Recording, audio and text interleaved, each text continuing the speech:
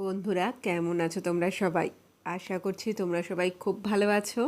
আমি তোমাদের অনিন্দিতা, তোমাদেরকে পড়ে শোনাই বই থেকে আসল গল্প, মানে লেখকের অরিজিনাল গল্প, লাইন বাই লাইন। আজকে তোমাদেরকে যে গল্পটা শোনাবো সেটা হচ্ছে হেমেন্দ্র মল্লিকের লেখা সার্জেন্ট মুখার্জি। হ্যাঁ বন্ধুরা, আজকের গল্পের নাম সার্জেন্ট মুখার্জি। তাহলে চলো গল্পটা শুরু করা যাক। 4-5 ঘন্টা গভীর চিন্তার পরে কমল সিং মনস্থির করল, বন্ধু ইয়াকুব আলীকে বিদায় দেওয়া ভিন্ন তার আর কোনো পথ খোলা নেই জীবনে নিরাপদ বা নিশ্চিন্ত হওয়ার। আগের অনেক অপরাধ তার ক্ষমা করা হয়েছে, কিন্তু এবারে ইয়াকুবকে একেবারে চুপ করাতে না পারলে আর কোনো উপায় নেই তার নিজের প্রাণ বাঁচাবার। ইয়াকুব আলীকে হত্যা করতেই হবে, না করলে সরকারি সাক্ষী হয়ে সে নিজেই কমল সিংয়ের প্রাণদণ্ডের ব্যবস্থা করবে। এটা পরিষ্কারই বোঝা গেছে। না, আর কোনো রাস্তা নেই। অনিচ্ছা সত্ত্বেও কমল সিংকে একথা স্বীকার করতেই হলো। গা ঝাড়া দিয়ে সে আরাম কেদারা থেকে উঠে পড়ল ও দেশলাইয়ের গায়ে একটা সিগারেট ঠুকতে ঠুকতে জানলার কাছে গেল। রাস্তায় আলো জ্বলে উঠেছে, আন্দাজ 7টা হবে। আর আধ ঘন্টার মধ্যেই ইয়াকুব ফিরবে। তার ঘরের সামনের বারান্দা দিয়ে যাবে, 21 নম্বর, অর্থাৎ তার নিজের ঘরে। তারপর সমস্ত রাত্রির মতো তৈরি হয়ে বার হওয়ার আগে সকলের অলক্ষ্যে সে একবার ঢুকবেই কমল সিংয়ের ঘরে। রোজই ঢোকে, এবং সকলের অলক্ষ্যেই। গত 1.5 বৎসর একসঙ্গে কাজ করার একটা মস্ত চুক্তি ছিল যে দুজনের কোথাও কারোর সামনে কেউ কাউকে কখনো সম্ভাষণ করবে না। পরিচিতের সূত্র ধরে পুলিশ অনেক সময় অনেক কাজ হাসিল করে নেয়। দুজনে পরস্পরের সম্পূর্ণ অপরিচিত। এটা জানাজানি থাকলে একজন হাজার বিপদে পড়লেও অন্যের চোখে সেটা কিছুই ভাবনার কথা হবে না, এবং এই ব্যবস্থা কার্যকরী হয়েছে অনেকবারই। কমল সিং জানলা ছেড়ে ঘরের মধ্যে এলো। চেয়ারখানা টেবিলের একেবারে কাছে এনে রাখল সে। মানে প্রাণহীন দেহখানা সশব্দে মাটিতে পড়ে যায়, এটা তার পছন্দ নয়। তাছাড়া মেঝে রক্তের দাগ বা অন্য কোনো চিহ্ন থাকাটাও মোটেই সুবিধের নয় তো। পিস্তলের শব্দ? না, সেদিকেও কমল সিংয়ের কোনো দুর্ভাবনা নেই। নিজের ঘরে অথবা সঙ্গে কখনো সে কোনো অস্ত্র রাখে না, বিশেষ দরকার না হলে। আজও নেই। ইয়াকুব আলীর পিস্তল যে জামার বোতামের মধ্যেই তার চিরসাথী, একথা কমল সিং জানে, এবং এও জানে যে সেটা বোবা, মানে তাতে শব্দ হয় না। না, কমল সিংয়ের ইতস্তত করার কোনো কারণ নেই। আয়োজন এত সাদাসিধে যে তাতে যেমন কোনো জটিলতা নেই, তেমনি কোনো দিক থেকেই কোনো সন্দেহেরও অবকাশ নেই। বড় বড় ওস্তাদরা এই কথাই বলেন, সোজাসুজি কাজই ভালো। ঘোর প্যাচে যত থাকবে পুলিশ ততই সন্দেহের ছিদ্র পাবে। পোড়া সিগারেটটা ফেলে দিয়ে কমল সিং আবার সেই চেয়ারখানার সামনে নিজের চেয়ারটা এনে বসে পড়ল। ইয়াকুব আলীর জন্য অপেক্ষা করা ছাড়া এখন আর অন্য কোনো কাজ নেই। স্টেজও তার জন্য একেবারে প্রস্তুত রইল। ঘরে ঢুকে অন্যদিনের মতো সামনের চেয়ারে সে বসবেই। ডান দিকের পকেট ও পকেটের মধ্যে তার পিস্তল সবই কমল সিংয়ের নাগালের মধ্যেই থাকবে। কমল সিং উৎকর্ণ সজাগ হয়ে রইল। আসছে, হ্যাঁ, এটা ইয়াকুব আলীর পদশব্দই বটে। এই দিকেই আসছে। কমল সিং উত্তেজিত হয়ে উঠল। না, সে সোজা নিজের ঘরের দিকেই গেল। তার মানে আরও 20-25 মিনিট। হাতঘড়িতে কমল সিং দেখল 8:15। পরম নিশ্চিন্তভাবে সে আর একটা সিগারেটে অগ্নিসংযোগ করে একটু আরামের ভঙ্গিতে চেয়ারে দেহ এলিয়ে দিল। কতক্ষণ এইভাবে সে বসেছিল ঠিক খেয়াল ছিল না। হঠাৎ, ঘরে আছো ওস্তাদজি? চমকিয়ে উঠে বসে কমল সিং, দেখল ইয়াকুব আলী নিঃশব্দে ঘরে ঢুকেছে।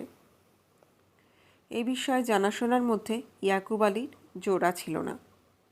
হাসতে হাসতে সে বললে, কি হে, আর কারো আসবার কথা আছে নাকি? অত চমকে উঠলে কেন? কমল সিং মনে মনে অপ্রস্তুত বোধ করল। অতখানি চমকিয়ে উঠলে কেন সে? ইয়াকুব আলীকে অতটা হাসতে দেওয়া তার পক্ষে একেবারেই উচিত হয়নি। গম্ভীর স্বরে সে বললে, হ্যাঁ চমকেছি বটে, তার কারণও আছে, এক্ষুনি বুঝতে পারবে। সঙ্গে ঘোড়া আছে তো, আজ একটু পরেই হয়তো দরকার হবে সেটার। ট্রাউজারের পাশ পকেট চাপড় মেরে ইয়াকুব সৎসাহে বললে, একটা হাত পা ফেলে আসা যায়, কিন্তু ঘোড়া, সে যে আমার গার্ড, তাকে কোথায় রেখে আসবো আবার? ঘাবড়াও মত ওস্তাদজি, সব ঠিক হ্যায়। সন্দিগ্ধ স্তরে কমল সিং বললে, কিছু ঠিক নেই ইয়াকুব, দরজায় খিল দিতেই তো ভুলে গেলে। তোমার ভুলের জন্যই দেখছি সর্বনাশ হয়ে যাবে শেষ পর্যন্ত। কই দেখি তোমার ঘোড়া সব ঠিক হয় কি না। কিন্তু ইয়াকুব আলীও পুরাতন বন্ধু। কুটিল হাসির রেখা মুখে টেনে এনে সে বললে, ঠিক আয় দোস্ত, বডিগার্ড কি আর আমাকে ছেড়ে পরের হাতে যায় কখনো? কমল সিংয়ের মুখাবয়ব হিংস্র ভাব ধারণ করল।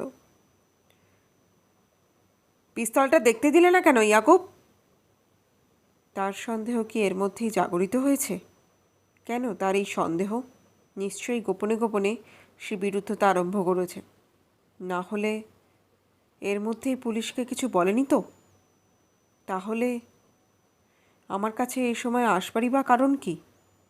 কিছু চক্রান্ত নেই তো কথাবার্তায় তাকে আটকিয়ে রেখে পুলিশকে সময় দেওয়ার? চিন্তিত ভঙ্গিতে সে বললে, তামাশা নয় ইয়াকুব, অবস্থা গুরুতর হয়ে উঠেছে। পণ্ডিতজিকে আসতে বলেছি। তাকে যদি একটু কায়দা করতে পারো তবে মাস কয়েকের জন্য দুজনের আর গা ঢাকা দিতে পারি। ব্যাংকের কেরানি খুন করলে খুব সহজে তার জেব মিটে যাবে, মনে করো না। দাঁড়াও, ফ্লাক্সটা নামাই আগে। এক ঢোক না খেলে বুদ্ধি খুলবে না। ইয়াকুব আলীর গ্লাস বারবার ভর্তি করতে করতে কমল সিং মতলব স্থির করে ফেলল।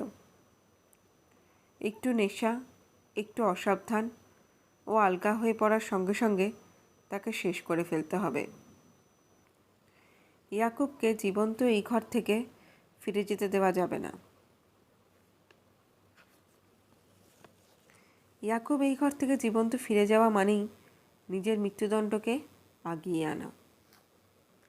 বিশ্বাসঘাতকতা করেই হোক বা যে কোনো উপায়ই হোক, তার মতো পুরাতন সঙ্গী যখন একবার পুলিশের দলে গিয়ে ভিড়েছে, তখন নিজের নিরাপত্তার জন্যে সে সবই করতে পারে। ইয়াকুবের পাশে দাঁড়িয়ে সে চতুর্থবার ফ্লাক্স থেকে তার গ্লাস ভর্তি করল। পাশ পকেটে তার পিস্তল, বোবা পিস্তল, সে স্পষ্টই দেখতে পাচ্ছিল। কাছে, খুবই কাছে, কিন্তু তবুও কত দূরে। এক চুমুক খেয়ে ইয়াকুব বললে, চমৎকার ফ্লাক্সটা তো, এটা আবার লুট করলে কোথায়, দেখিনি তো। হ্যাঁ, ফ্লাক্সটা চমৎকারই বটে। জার্মান সিলভারের গায়ে কমল সিংয়ের নামের আদ্যক্ষর দুটি মনোগ্রাম করা, উঁচু উঁচু গায়ে গায়ে জড়ানো দুটি অক্ষর। কমল সিং বললে, হ্যাঁ ওটা বেশ জিনিস, উপহারের। গত জন্মদিনে কমলাবাই ওটা দিয়েছে আমায়। ভীষণ চমকি ইয়াকুব বলে উঠল, কমলাবাই? কক্ষমধ্যে বজ্রপাত হলো যেন। এক লাথি মেরে চেয়ারখানা সরিয়ে দিয়ে ইয়াকুব লাফ দিল। অসংযত ক্রোধ ও প্রতিহিংসার আক্রোশের ফাঁকে ফাঁকে কেবল ওইটুকুই বারবার শোনা গেল, কামলাবাই, বেঈমান কোথাকার। কিন্তু কমল সিং প্রস্তুত ছিল পূর্ব থেকেই। ইয়াকুব হাজার জোয়ান হলেও প্রস্তুতি ও আয়োজনটা তারই ছিল অধিক। চক্ষের নিমেষে ফ্লাক্সখানা তুলে নিয়ে ইয়াকুবের কপাল লক্ষ্য করে সজোরে বসিয়ে দিল কয়েকবার। বেচারার ডান হাতখানা ট্রাউজারের পকেটের কাছাকাছি যেতে যেতেই যেন স্তব্ধ হয়ে গেল। পর মুহূর্তে ইয়াকুবের সংজ্ঞাহীন ভারী দেহটা সশব্দে লুটিয়ে পড়ল মাটিতে। এক লাফে নিকটবর্তী হয়ে পিস্তলটা নিজের হাতে নিয়ে কমল সিং তার অপ্রিয় কর্তব্য শেষ করে ফেললে। কোনো তাড়াহুড়া পছন্দ করে না কমল সিং, তাতেই ভুল হয় বেশি, এ কথা সে জানে। ইয়াকুবকে পরাস্ত করার উত্তেজনা দমন করে একটা সিগারেট ধরিয়ে সে চেয়ে দেখল তার প্রাণহীন বিশাল দেহটার দিকে। তাহলে বিশ্বাসঘাতক সে নয়?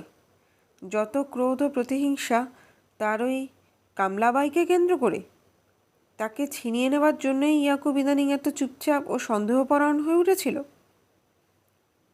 কামলাবাই নিশ্চয়ই তার কাছ থেকে বিশেষ আশা ও উৎসাহ সে পেয়ে থাকবে, না হলে 2 বছরের সঙ্গী কমলাবাই।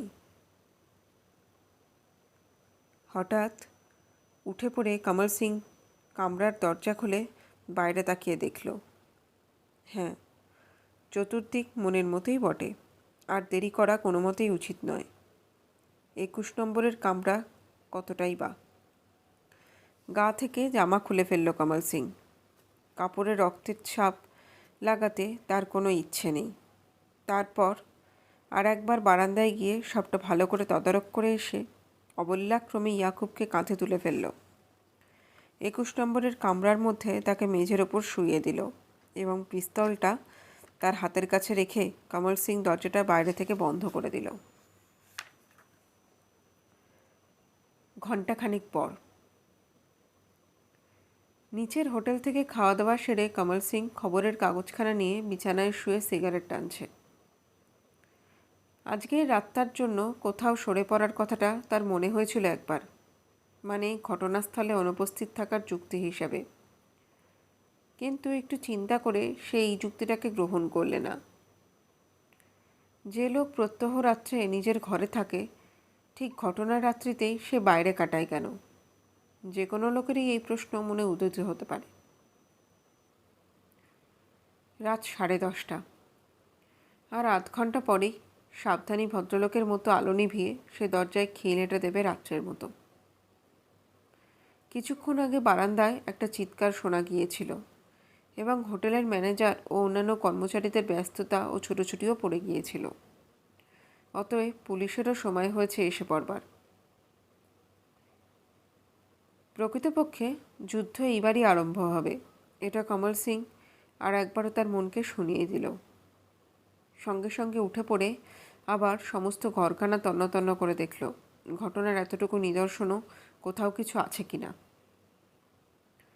মদ খাওয়া গ্লাস সে ধুয়ে তুলে রেখেছে। চেয়ারগুলো টেবিলের ধারে ধারে যথারীতি সাজিয়ে দেওয়া হয়েছে। নিজের শরীরের বা জামাকাপড়ে কোথাও কোনো রক্তবিন্দু বা মারামারির অন্য কোনো চিহ্ন সে তীক্ষ্ণভাবে খুঁজে দেখেছে না।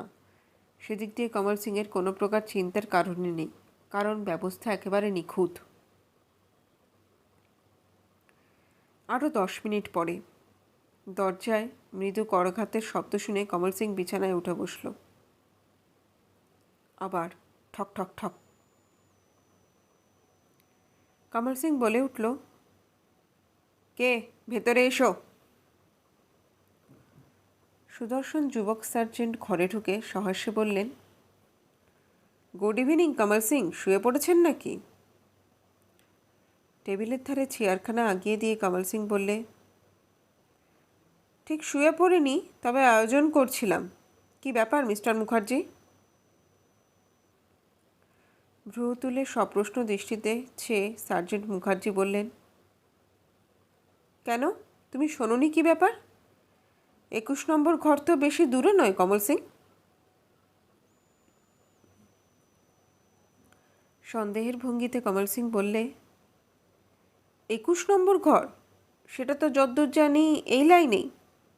কেন, কি হয়েছে সেখানে? কিছুক্ষণ আগে একটা গোলমাল হচ্ছিল বটে, কিন্তু শরীরটা ভালো নয় বলে সমস্ত সন্ধেটা আজ শুয়ে বসেই কাটাচ্ছি। উঠতে আর ইচ্ছে হয়নি। সংবাদ কি 21 নম্বরের মিস্টার মুখার্জি? সার্জেন্ট মুখার্জি সাগ্রহে ঘরের চারদিকে চেয়ে চেয়ে দেখছিলেন। হঠাৎ কমল সিংয়ের দিকে চেয়ে বলে ফেললেন, 21 নম্বরে খুন হয়েছে একজন।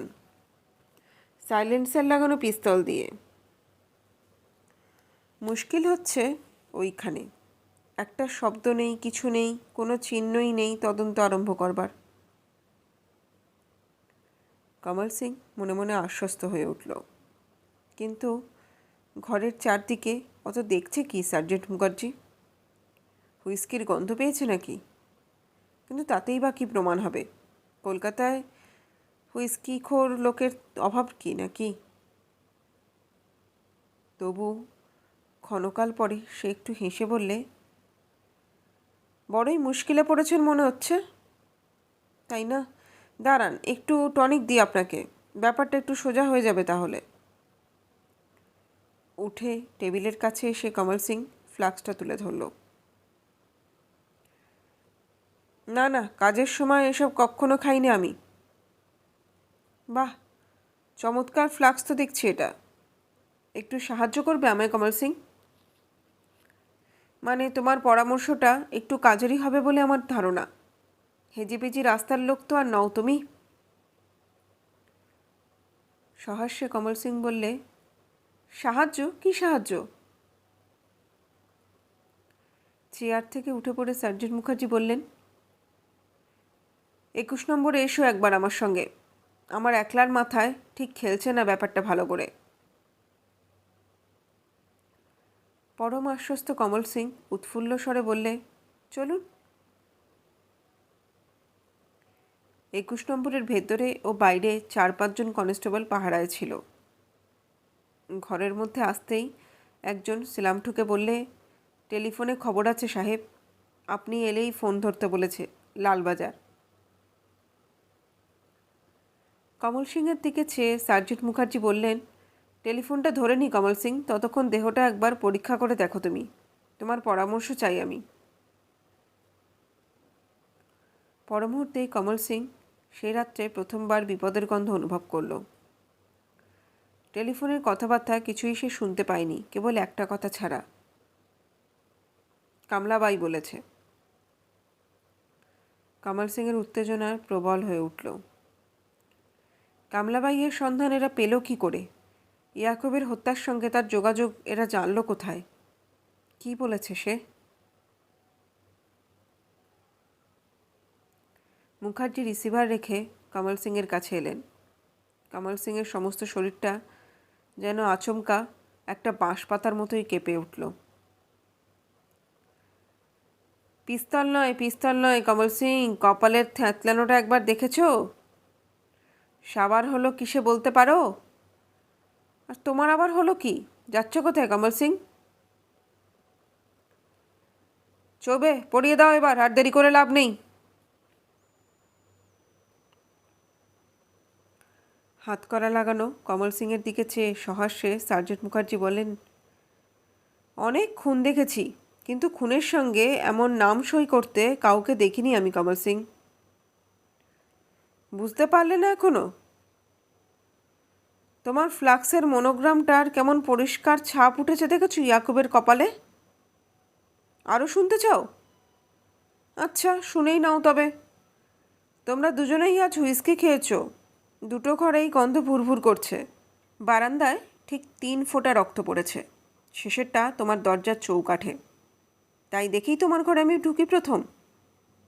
তারপর হ্যাঁ, তোমার সঙ্গে বোঝাপড়া একটা করবেই আজ। কমলাবাইয়ের কাছে প্রতিজ্ঞা করে এসেছিল ইয়াকুব। হ্যাঁ হ্যাঁ, বোঝাপড়াই হলো একরকম। যাও, নিয়ে যাও চৌবে, নিচে ভ্যান এসে গেছে। তুমিও যাও সঙ্গে মিশ্রিজি। বন্ধুরা, তাহলে কমল সিংয়ের গ্রেপ্তারের সঙ্গেই এই গল্পের এখানেই শেষ হলো। এই ছোট্ট গল্পটা তোমাদের কেমন লাগলো? আর এত ক্ষুদ্র, এত সংক্ষিপ্ত